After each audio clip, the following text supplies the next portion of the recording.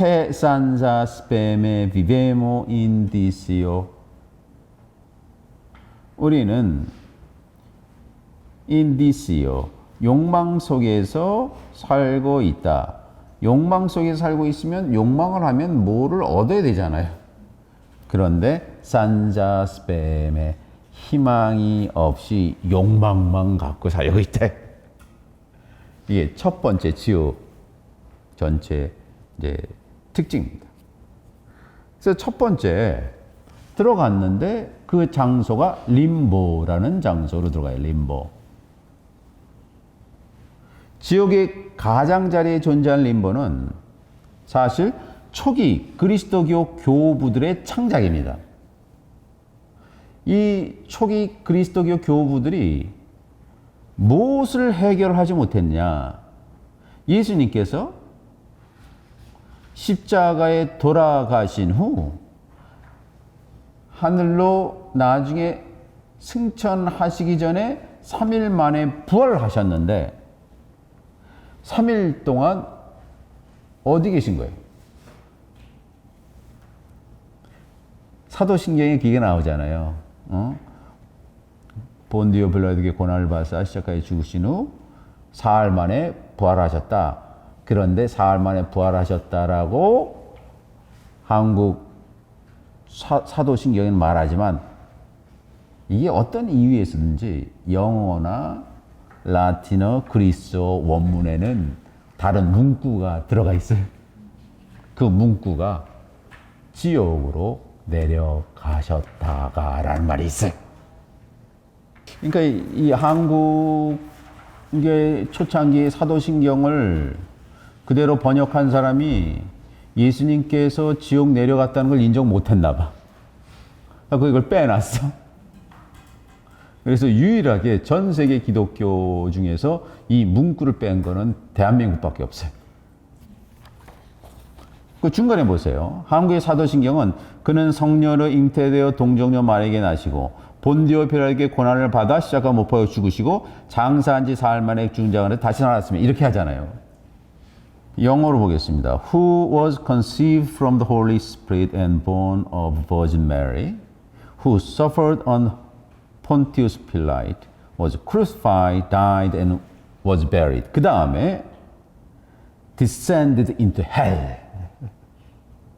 지옥으로 내려가셨다가 rose again from the dead on the third day. 3일째에 부활하셨다. 예수님께서 지옥으로 내려가셨다는 거예요. 그 라틴어 보겠습니다. 라틴어 똑같아요.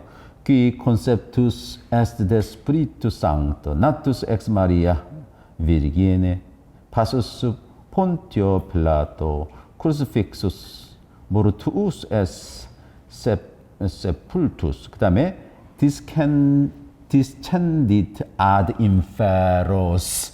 인페르노가 나오죠. 지옥으로 내려가셨다가 하강했다가 tercia di resurrexis a mortius. 죽은 자 가운데서 3일 만에 부활하셨다.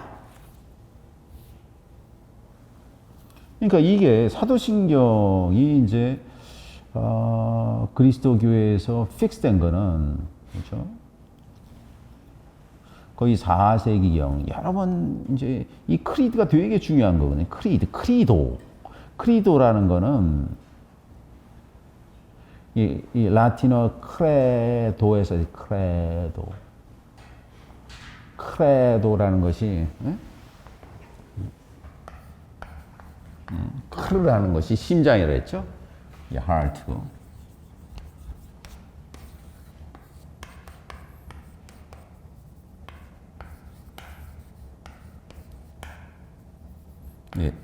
네라고 그래갖고 네라는 것이 인도 유럽은 어고로 적재적소에 두다 이런 뜻이에요. 심장을 적재적소에 두는 것, 심장을 둘 만큼 중요한 것, 이거를 크리드라 그래요. 크리드. 이거를 교리라고 해석을 했어요. 이거를 맹세하면서 나는 이거대로 지키겠다는 거예요. 그래서 이 네라는 것이 상당히 중요한 어근이에요. 여기 도달의 라틴어로 네라는 것이 그리스어로 가면 이게 세오스예요. 신이란 말이에요. 신은 뭐냐? 적재적소에 두는 사람이에요. 산은 여기다 두고 바다는 여기다 두고 여러분은 한국에 태어나게 결정하는 사람이라는 거예요. 운명을 결정하는 자라는 뜻이거든요. 그러니까 내가 이 마음이라는 거는 내 생각과 말과 행위를 총체하는 내 몸에 있는 슈퍼 디스코를 두는 거예요. 이제 4세기 니케아 종교회의 이후 마지막에 칼케돈 회의에 이게 완성이 되면서 이 구조를 딱 집어넣었어요. 그래서 부활하신 예수가 하늘로 바로 40일 후에 바로 승천하지 않고 맨 처음에 어디 갔냐? 왜 지옥에 갔을까? 사람들이 이걸 고민하기 시작했어요. 그래서 여기 나오는 인페로스 있죠. 지옥. 이게 인페르노예요. 이거를 다른 말로 라틴어로는 림부스, 림보라고 하다. 림보. 어떤 일이 림보다 그러면 이쪽도 아니고 저쪽도 아니고 중간에 어정쩡한 가상사리의 가상사리. 지옥이라는 것에 이제 그 지옥문을 들어가서 그 가상사리에서 일어난 일이에요. 그러니까 여기 오늘 전체는 단테의 생각에는 아무리 생각해도 자신이 생각하는, 자신이 존경하는 호메로스와 소크라테스와 베르길리우스 같은 사람이 지옥에 있는 것을 용인할 수가 없었어요. 이 사람들은 지옥에 있으면 안 돼요. 자기가 존경하는 아리스토텔레스가 그 마스터가 그러니까 우리 단테 신곡에서 유일한 더 필라소퍼로 한 명을 꼽으라 그러면 그 사람은 아리스토텔레스예요. 중세기의 최고의 지성인으로 아리스토텔레스가 지옥에 있다는 걸 이해를 못해. 예를 들어서 아브라함이 지옥에 있다는 걸 얘기를 못해. 그래서 예레미야, 이사야가 지옥에 있으면 안 되잖아요. 이 당시까지만 해도 중세 신학에서 토마스 아퀴나스 같은 경우에는 그래서 항상 뭐가 있냐면 구약을 그리스도교 경전으로 만들지 말자 이런. 구원은 예수라는 인물 하나를 통해서만 오는 거지 다른 이름으로 준 적이 없기 때문에 이전에 있었던 아브라함, 야곱, 이런 솔로몬 이런 사람들은 하늘나라에 가지 못하고 마지막에 들려 올릴 수 있다. 마지막 종말에 이런 이론을 갖고 있었어요. 근데 단테는 그거를 완벽하게 이 글을 통해서 그 당시의 중세 신학과 철학을 부숴버립니다. 그래서 이 사람들이 이전에 있었던 그러면 그리스 철학을 뭐냐? 그리스 철학을 그러면 기독교에서 수용하지 않는다면 오늘날 그리스도교는 그 동네 종교로 없어졌을 거예요. 예전에도 말씀드렸지만 바울이란 사람이 전략적으로 아람어로 쓰지 않고 그리스어로 썼기 때문에 기독교가 유럽 세계에 가서 유럽의 철학과 문화를 수용함으로써 정착할 수가 있었어요. 만약에 바울이 없었다라 그러면 복음서 없었을 겁니다. 수많은 종교들이 그렇게 사라졌거든요. 근데 많은 사람이 그랬을 거예요. 베드로 같은 사람이 예수님이 사용한 언어가 히브리어고 아람어니까 히브리어 아람어로 막 우겼을 거예요. 그런데 바울은 그 당시에 링구아 프랑카인 국제 공용어인 그리스어로 써야 된다고 주장한 거예요. 그 전략적 선택이 그리스도교를 세계 종교로 만든 거예요. 그래서 아니 그리스도교 중세의 모든 사상들이 그리스 로마의 철학이 없으면 그리스도가 서질 못하는 거거든요.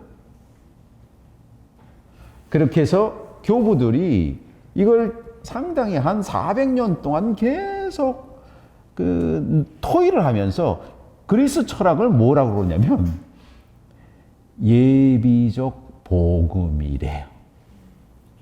복음을 준비하기 위한 예비적 복음이다라고 그리스 철학을 기독교에 편입시키면서 그걸 화해를 시킵니다.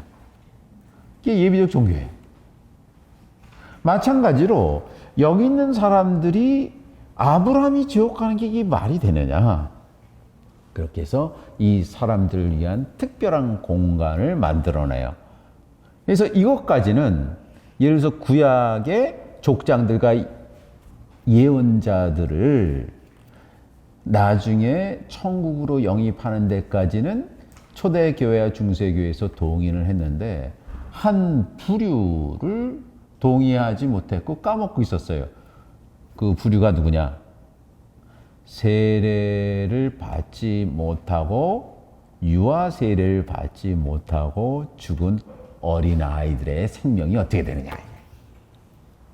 그렇게 해서 이 림보스, 이 림보가 하나는 빠트렘이 구약 성경에 나오는 족장, 아브라함부터 모든 예언자들과 또 하나는 림부스 인판토노스. 그래서 하나는 어린 아이들 위한 림버스가 있어요. 그러니까 상당히 가슴이 걸렸다는 거다.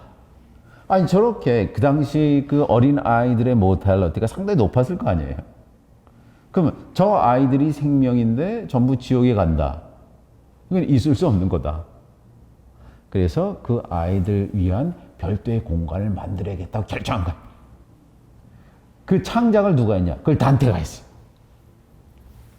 과감한 시도죠. 아무도 생각하지 못한 거를 과감하게 자기 나름의 르네상스를 일으키는 경전을 쓰면서